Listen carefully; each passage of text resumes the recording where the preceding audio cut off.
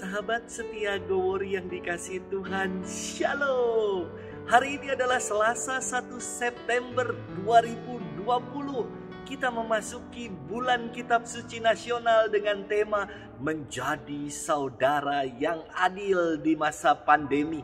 Saya mengajak seluruh umat Allah, sahabat setia Gowori sekalian, untuk mengikuti pertemuan-pertemuan BKSN di lingkungan-lingkungan yang diadakan secara online.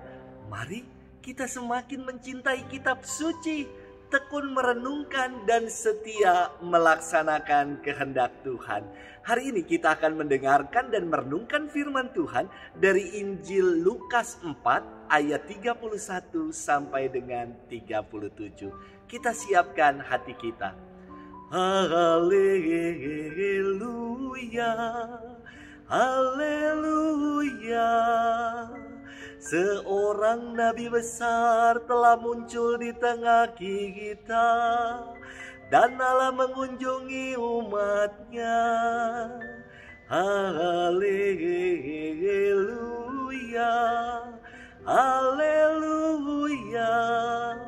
Tuhan bersamamu dan bersama rohmu.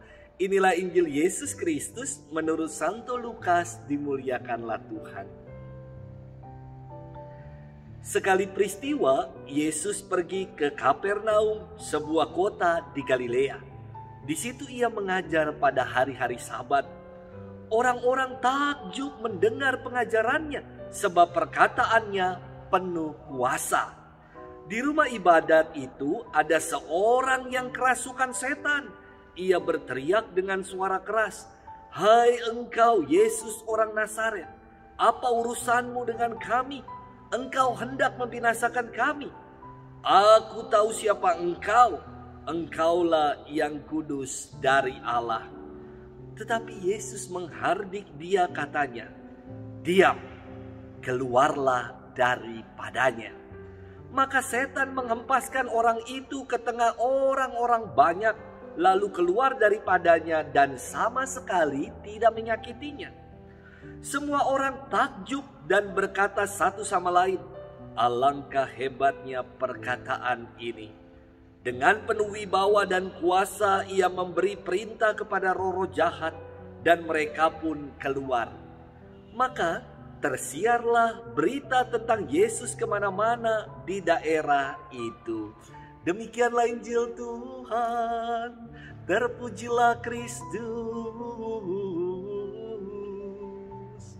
Sahabat setia Gowori yang dikasihi Tuhan, Shalom. Di zaman ini, film-film bertajuk misteri, horor, dan hal-hal mistis banyak digandrungi oleh orang. Buktinya, film-film macam itu banyak diproduksi dan ratingnya tinggi. Bukan hanya di tingkat layar lebar, namun acara-acara televisi juga talk show banyak memasukkan genre mistis dan horor ini. Belum lama ada kisah tentang desa penari. Ada kisah driver ojol yang membawa arwah dan lain-lain. Jujur dan maaf, saya nggak suka nonton film-film genre tersebut karena membuat saya terkaget-kaget kalau nonton dan malamnya saya mimpi buruk. Beda kalau nonton film Korea, rasanya hidup ini indah dan mudah. Mimpinya juga indah. Saudari-saudaraku, sahabat setia Gowori yang dikasihi Tuhan, firman Tuhan hari ini melanjutkan firman kemarin. Ketika Yesus ditolak di Nazaret, ia pergi ke Kapernaum untuk mewartakan kabar gembira dan membuat berbagai macam mukjizat. Nah, mukjizat hari ini menarik sekali untuk kita renungkan. Pertama, ada orang kerasukan setan di rumah ibadat. Kedua, orang yang dirasuki ini berteriak, "Hai engkau Yesus orang Nazaret, apa urusanmu dengan kami? Engkau datang hendak membinasakan kami. Aku tahu siapa engkau. Engkaulah yang kudus dari Allah." Pertama, orang ini kerasukan di rumah ibadat, di rumah Tuhan, di tempat suci. Kok bisa ya? Iya bisa, karena setan atau iblis tidak terbatas pada ruang dan waktu. Ia dapat mencobai kita semaunya. Namun iman dan doa punya kuasa. Yesus mengatakan, "Diam, keluarlah daripadanya." Dan setan itu pun takluk.